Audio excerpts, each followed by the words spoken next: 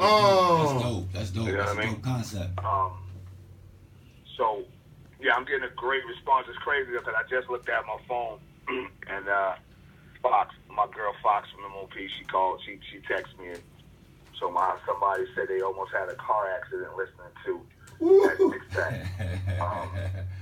I mean, of course, I don't want nobody to get hurt, but M.o.p, we're gonna make seatbelt music. That's a fact. Don't come putting it on thinking it's gonna be like some R&B specials or something like that, man. There ain't gonna be nothing smooth about that. Word to mommy. Yeah, man. Well, for the most part, I'm getting a great response on it, man. I appreciate all the all the support from the fans and cats that's playing the joint like yourself.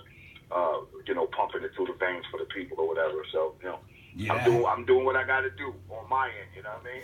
Facts. What y'all got to do on y'all end, champ. Word. Appreciate you providing us with that heat, G. Word. Yeah, that Halle Berry video is crazy. The easy part, if I get the energy from my people, you know what I'm saying? If I get the energy from my people, then I can deliver like that. You know what I mean? So I that's all I'm asking for. I ain't asking for nothing but some energy. Give me some energy. Facts. So I can go, because a lot of these, no disrespect to the industry itself right now, but there's a lot of these cats out here that's not, I'm not waking up hearing a new joint. I'm going, man, I want to do something. It's not motivating me enough. So I don't turn to my peers, if we can call them that, the artists in the industry. I turn to the music fan to give me inspiration that I need to go. You know what I mean? Word. Yes, sir. Yeah, that Halle Berry video is crazy. Thank you, my dude. My boy Jake Beats, out in Switzerland, actually shot that. Okay. And he's a producer too, so he did like 3 joints for the project. He didn't do anything on the 6-pack, but like I said, he did like 3 joints on the project, and he got a great eye with the camera. So I went out to Switzerland and shot that joint out there. I'm happy with the finished product, and again, the reception that I'm getting for the video, you know what I mean, feedback is making me want to go right back to Switzerland and do another joint. You know? So are we gonna get some more visuals off the project? Off the 6-pack, let me see. I think we're gonna release the Imposition joint. And maybe I think we're gonna do that You Ain't Gonna Do Shit joint with Tef and Fame on it. Ooh. Yeah, looking forward to both of those. Word. I got me too, dog. we definitely gonna play those too tonight. I appreciate that, brother. Listen, don't let me stop you, man. I want you to play it as much as you want to. No doubt. Well, actually, I hope we get the chance to see you guys live. See you live, perform that live.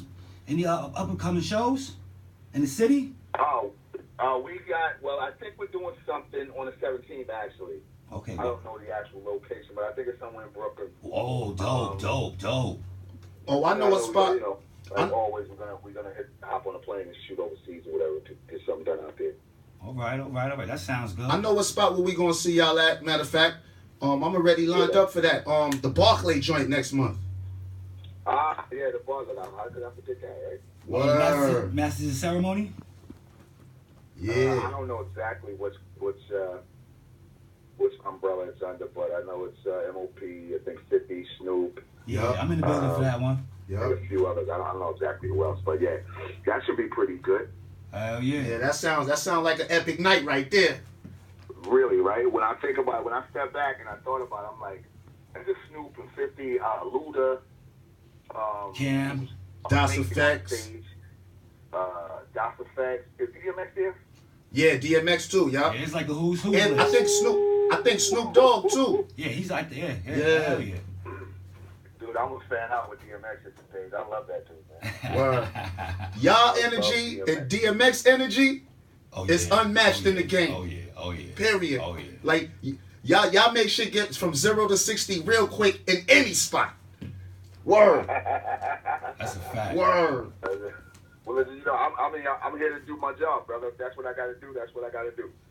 Like I was just brilliant with the guard. We turn up, have everybody have a good time, and feel the music.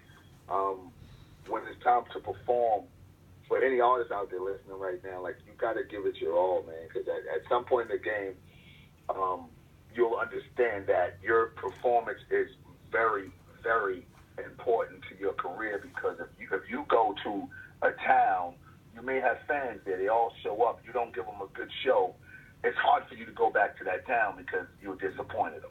Yeah. So give it your all when you get on the Nigga stage. leave a bad review. Every time. We taking heed to that right there. Word. Facts. That's right. Like I said, I'm a big fan of Rick James. So what made you use that sample?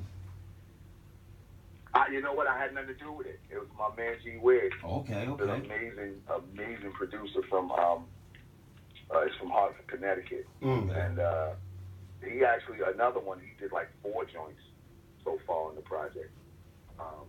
But he did the Halle Berry joint as well. Okay. So he did, he did the Halle Berry too? the He's Alright joint with the Rick James sample, and he did the Halle Berry joint. Okay. So far that we released to the world. But yeah, I had nothing to do with it, dude. And it's crazy because I had the beat for maybe months. I had it for months before I used it. I think what it was, I just was listening with different ears, and I had something different in my head at the time when I heard the beat at first. So I kind of revisited the beat by mistake. I was just skimming through my emails or something. I found it, and I turned it up as loud as it could possibly go in the studio, and it blew my mind. So yeah, I hopped on it right there immediately. I think I got the song done in like 45 minutes. Because you know what it is, like when you get that energy and the beat makes you do something, it's almost like your body is being taken over, your brain is being taken over by this beat, and it drove me to write those particular words in that particular pattern on that particular day. Once it hits you, it hits you. Word. Yeah, exactly. No doubt, man. So, yo, Danze, tell us this, like what was the process? Like, what was your mind state? We know, like what took you to make that song right there. But what was the mind state in creating this project and making it, instead of an EP or album, a 6-song project? Like, what? That's right, one song. Well, again, bro, it's a 6-song single. It's just a 6-part single. It wasn't a project, but really to put 6 records out at one time, I felt like I needed to do that because, you know, anybody that knows me, the fans or whoever, they know me as a part of a group. So if I would have gave up one song, the thought would have been, well, that one's good, or that one's cool, or that one's hot, but can he do anything else? Because they don't know if I'm able to hold a record by myself or multiple records by myself. So I said, you know what, let me just make sure my fans, or pretty much my family, get enough in the first release so they don't have any doubts of if I can hold my own, or if I could, you know what I mean, put records together that don't just sound like the same record on, you know, the same 6 records. And to put the project together, it was like the entire project, because it's all the Billy Dance project. I got like almost 60 songs now for this project, and still recording it. Just left the studio a couple hours ago. But this is a process that I started maybe like 10 years ago. Wow. Or maybe more, maybe like 15 years ago, where I started leaking records. I did a joint with me and Busta. I put it out. I did a couple joints by myself, put them out, just to get some feelers out there. So the process of creating a solo album, I've been in that the whole time for like 15 years now. But I always had to go back to the M.o.p. Situation, because you know there's a tour coming up, or we need to put an album out, or Fame decides, you know what, I want to do an album now, and I can't tell him no. If he says let's go, I gotta go. Yeah. So I was able to sneak this in. It took me 15 goddamn years to put it together, but I got it done. You know what I mean? Nah, that's what's up right there. Word. So let me ask you a question, man. Who came up with the whole M.o.p. acronym, the whole Monica M.o.p.? It's crazy, bro, because that was a female friend of ours from the neighborhood. That's crazy. I would never have thought that. It's crazy because what it was, see, back then it was more like it wasn't a whoop out or you know, we called it a mash out. It was like we called it a mash out. So, and we would really like kind of police the hood. So it was more about, and I don't mean police the hood with everything that was going on. It was about domestic violence. Right. Facts. To catch a man violating his woman, and we'll put a bat and a golf club to your ass and straighten you out. No doubt. So that's how the Mash Out Posse, the name Mash Out Posse came about. Wow. Holding the hood down. I've been wanting to ask you that for years. yeah. It was really about like protecting the women in the neighborhood, even if it wasn't women that we knew. Just still, like, we're not gonna let you, like, and you know, dudes back then, man, like dudes was brutal, man. Like I'm talking about shoot at chicks, beat chicks with bats, like stomp them, smack them up, knock all their teeth out their mouth, all kind of shit like that. Like we couldn't. It was hard for us to see that. You know what I mean? So that's real. You know, we returned the favor anytime we catch a dude getting out of pocket with his woman. So yeah, that's kind of how the name came about. And the young lady, like I said, a friend of ours, she was like, "That is the Mash Out Posse. Them dudes is always somewhere when you need them. When the women need them, you know what I mean? Them dudes is always somewhere." And of course, you know, we did our little ones and twos like everybody else, but really the name came from just, you know, that good old-fashioned mashing that we delivered whenever it needed to be delivered. Nah, I respect that. Real police in the hood, like real shit. That's right. Yo, like I was talking to Nitro earlier, you know what I'm saying? Like about the aliases. Like what inspired that William Berkowitz alias? That shit had me in tears, man. You know what? I'm really a multi-personality kind of dude. Yeah. Like I'm a cool dude. Like when I say cool, like I'm cool. Like I have to be silk shirt, suede shoes, kind of cool. You know what I mean? And, you know, in a few days I could be just this rugged dude with these Timbs on.